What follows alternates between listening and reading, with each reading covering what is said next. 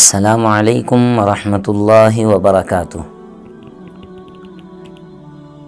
محترم ناظرین، گزشتہ ویڈیو میں ہم نے اسلام کے سب سے پہلے خلیفہ اللہ کے رسول صلی اللہ علیہ وسلم کے سب سے زبردست مشیر حضرت سیدنا ابو بکر صدیق رضی اللہ تعالی عنہ کی ایمانی غیرت اور ایمانی حمیت اور ایک یہودی عالم دین فخاص سے مکالمہ اور بات چیت پر گفتگو کی تھی۔ آج کی اس ویڈیو میں ہم انشاءاللہ حضرت ابو بکر صدیق رضی اللہ عنہ نے کتنے غزوات میں شرکت کی ہے اور کیسے انہوں نے اس میں اپنا کردار نبھایا ہے اس کو ذکر کریں گے۔ دوستو، نبی رحمت صلی اللہ علیہ وسلم جب مدینۃ المنورہ تشریف لائے اور یہاں اسلام تیزی سے پھیلنے لگا تو کفار مکہ کو اس پر بھی اطمینان نہیں ہوا اور وہ مستقل تکلیف دینا چاہتے تھے،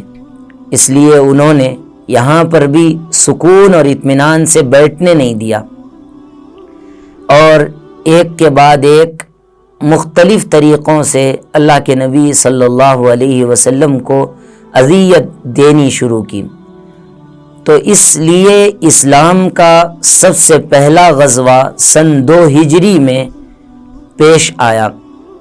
جس کو غزوہ بدر کے نام سے جانا جاتا ہے۔ اس غزوے میں بھی حضرت ابو بکر صدیق رضی اللہ تعالی عنہ کا کردار بہت بڑا ہے۔ حضرت ابو بکر صدیق رضی اللہ عنہ اس غزوے میں اللہ کے رسول صلی اللہ علیہ وسلم کے مشیر رہے، ایڈوائزر رہے۔ آپ صلی اللہ علیہ وسلم کو مختلف طریقوں سے مشورہ دیتے رہے کہ یہ وقت یہ کام کرنا چاہیے، اس طرح سے حکمت عملی اپنانا چاہیے۔ اللہ کے رسول صلی اللہ علیہ وسلم نے حضرت ابو بکر کے مشوروں پر عمل بھی کیا اور رات کے وقت میں تنہائی کے عالم میں اللہ کے رسول صلی اللہ علیہ وسلم سجدے کی حالت میں اللہ تعالیٰ کے سامنے آہوزاری کر رہے ہیں، اور ایسے وقت میں آپ کا پورا چہرہ، آپ کی داڑھی مبارک وہ آنسوؤں سے تر ہو چکی ہے۔ ایسے وقت میں حضرت ابو بکر صدیق رضی اللہ تعالی عنہ اللہ کے رسول صلی اللہ علیہ وسلم کو تسلی دیتے ہیں اور فرماتے ہیں، اے اللہ کے رسول بس بھی کر دیجئے۔ غزوہ بدر میں حضرت ابو بکر صدیق رضی اللہ عنہ نے تلوار لے کر اللہ کے رسول صلی اللہ علیہ وسلم کی حفاظت فرمائی اور کفار سے جس قدر جنگ کرنی چاہیے تھی وہ پورا کردار حضرت ابو بکر صدیق رضی اللہ عنہ نے غزوہ بدر میں ادا فرمایا، اور الحمدللہ سے غزوہ بدر میں مسلمانوں کو کامیابی ملی اور تاریخ ساز کامیابی ملی۔ اس کے بعد دوسرا مرحلہ سن 3 ہجری میں غزوہ احد کا پیش آیا۔ غزوہ احد اسلام اور کفر کے مابین ایک بہت بڑا معرکہ مانا جاتا ہے۔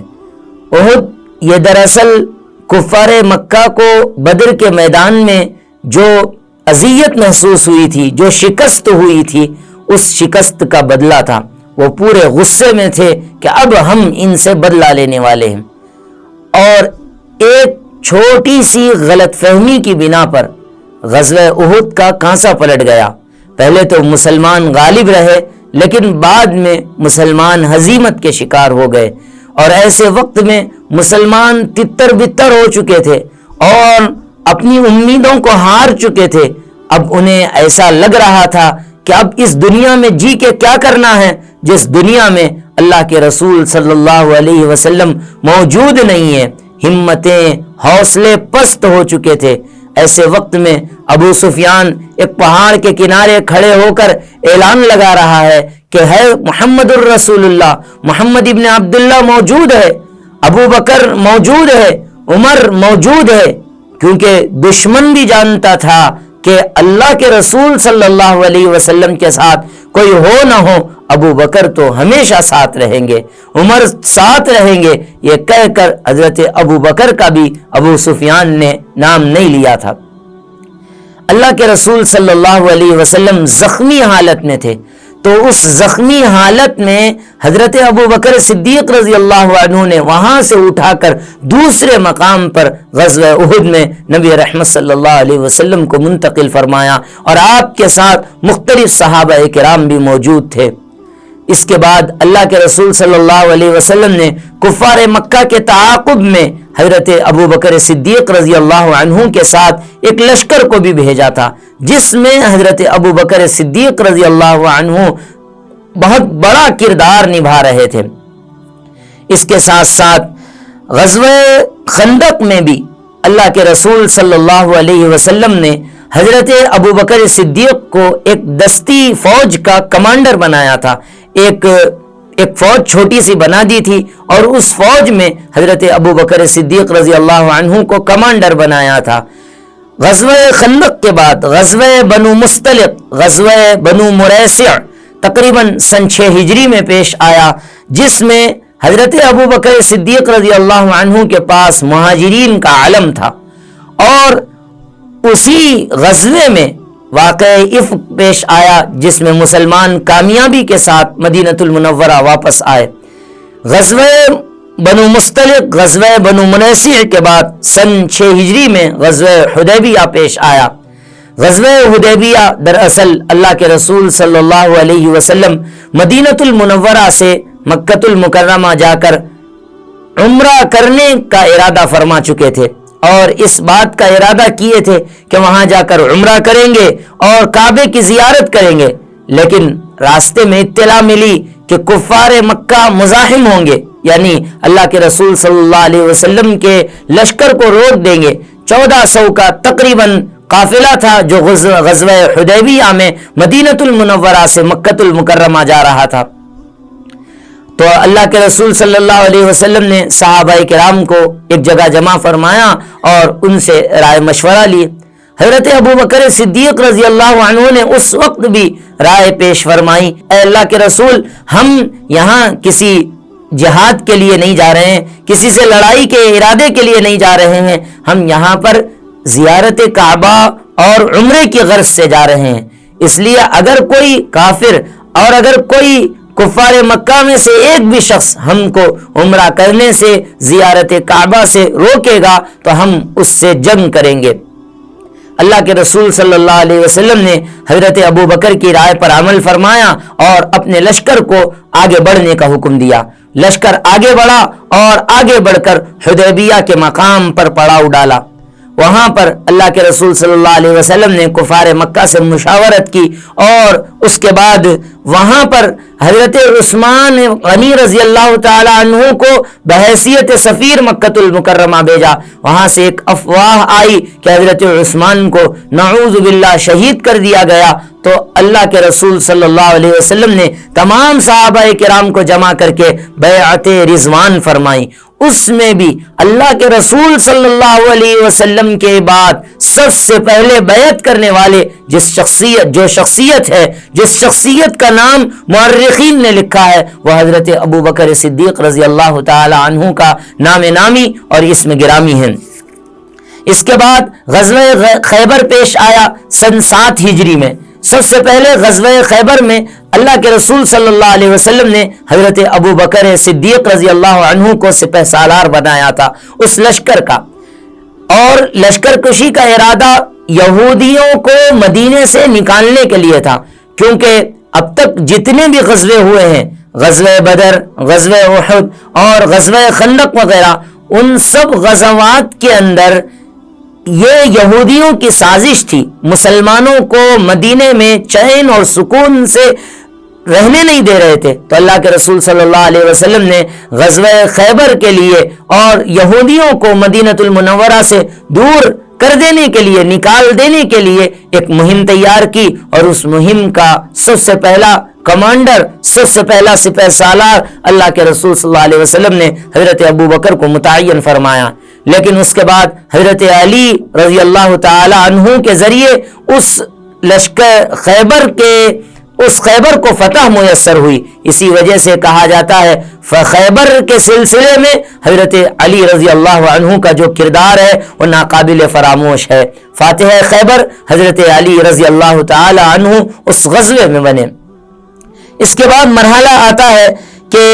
بنو کلاب، سن 7 ہجری کا واقعہ ہے. ان لوگوں نے اللہ کے رسول صلی اللہ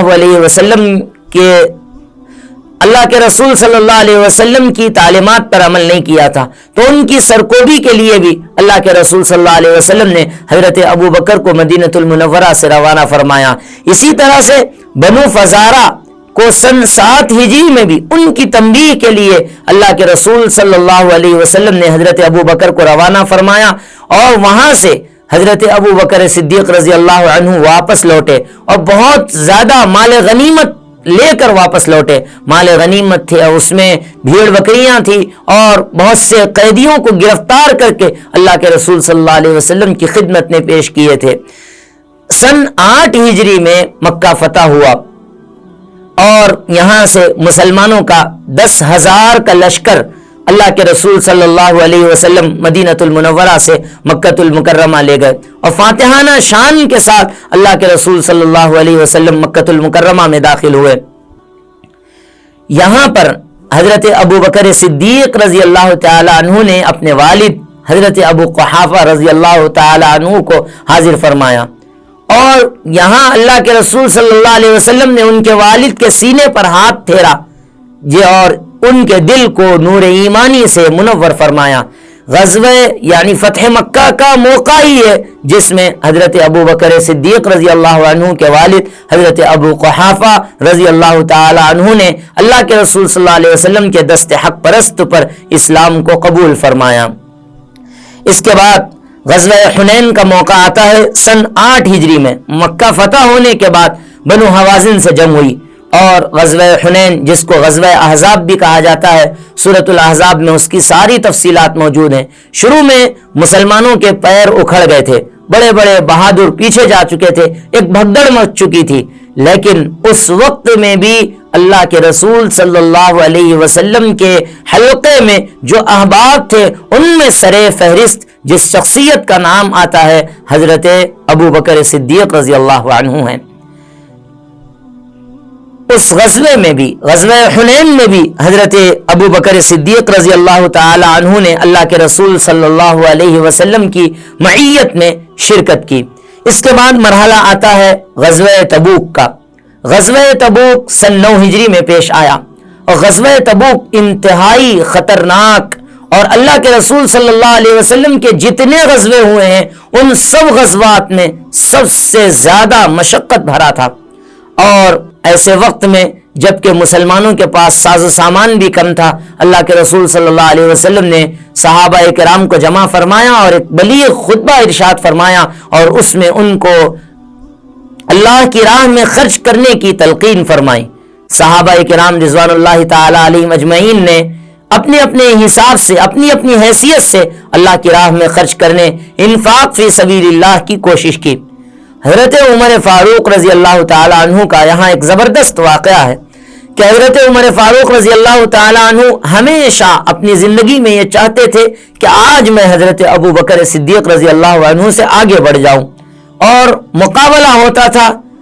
اور ایک دوسرے سے سبقت کرنے کا ان کے مزاج میں جذبہ تھا دینی کاموں میں، جیسا کہ اللہ تعالیٰ نے قرآن مجید میں ارشاد فرمایا وَسَارِعُوا إِلَى مَغْفِرَةٍ مِّن رَبِّكُمْ وَجَنَّةٍ عَرْضُهَا السَّمَاوَاتُ وَالْأَرْضُ أُعِدَّتْ لِلْمُتَّقِينَ. مسابقہ کرو، آپس میں ایک دوسرے سے سبقت کرو اپنے پروردگار سے مغفرت کے سلسلے میں. تو حضرت عمر فاروق رضی اللہ عنہ چاہتے تھے کہ آگے بڑھ جائیں. حضرت عمر فاروق رضی اللہ عنہ نے تبوک کے موقع پہ دیکھا کہ اب ابو بکر کے پاس کوئی مال زیادہ نہیں ہے، کچھ بھی نہیں بچا ہے، اور میرے پاس اس وقت مال زیادہ ہے، تو آج میں زیادہ مال دے کر اللہ کے رسول کی نظر میں معزز بن جاؤں گا، آج میں ابو بکر سے آگے بڑھ جاؤں گا. چنانچہ صحابہ کرام اپنا اپنا مال اللہ کے رسول کی خدمت میں لے کر حاضر ہو رہے ہیں. حضرت عمر فاروق بھی اللہ کے رسول صلی اللہ علیہ وسلم کی خدمت میں حاضر ہوئے، اور حاضر ہو کر وہ جو مال لائے تھے پیش کر دیا۔ اللہ کے رسول صلی اللہ علیہ وسلم نے حضرت عمر سے پوچھا، اے عمر بتاؤ گھر میں کیا چھوڑ کے آئے ہو؟ حضرت عمر فاروق رضی اللہ تعالی عنہ نے جواب دیا، اے اللہ کے رسول آدھا چھوڑ کے آیا ہوں اور آدھا لے کے آیا ہوں۔ اللہ کے رسول صلی اللہ علیہ وسلم نے حضرت عمر کو اس جگہ بٹھا دیا اور کہا بہت اچھی بات ہے۔ حضرت ابو بکر سے بھی بالکل بعینی ہی وہی سوال کیا اور پوچھا، بتاؤ ابو بکر تم کیا گھر میں چھوڑ کے آئے ہو؟ حضرت ابو بکر صدیق رضی اللہ عنہ کے وہ تاریخ ساز جملے کو محدثین اور مفسرین نے سبوں نے اپنی کتاب میں نقل کیا ہے کہ میں گھر میں اللہ اور اس کے رسول کو چھوڑ کے آیا ہوں، باقی جو کچھ تھا سب کچھ آپ کی خدمت میں حاضر ہے۔ آپ اندازہ لگائیے حضرت ابو بکر صدیق رضی اللہ عنہ اس موقع پر بھی اللہ کے رسول صلی اللہ علیہ وسلم پر اپنا سارا مال نچھاور کرنے والے تھے۔ اس سے کیا معلوم ہوتا ہے؟ اور اس غزوے میں بھی حضرت ابو بکر صدیق رضی اللہ عنہ نبی رحمت صلی اللہ علیہ وسلم کے ساتھ شریک رہے۔ سن 9 ہجری میں ہی حج کا موقع آیا جس میں اللہ کے رسول صلی اللہ علیہ وسلم نے حضرت ابو بکر صدیق کو حجاج کا امیر بنا کر مکۃ المکرمہ روانہ فرمایا تھا۔ اس کے بعد نبی رحمت صلی اللہ علیہ وسلم کی وفات کا تذکرہ ہے جس میں حضرت ابو بکر صدیق رضی اللہ عنہ کا ایک بہت بڑا کردار ہے۔ یہاں سے حضرت ابو بکر صدیق رضی اللہ عنہ کی خلافت کا بھی تذکرہ آئے گا۔ اللہ تعالی ہمیں نبی رحمت صلی اللہ علیہ وسلم کے تمام صحابہ سے انسیت، محبت، عقیدت پیدا فرمائیں، آمین یا رب العالمین۔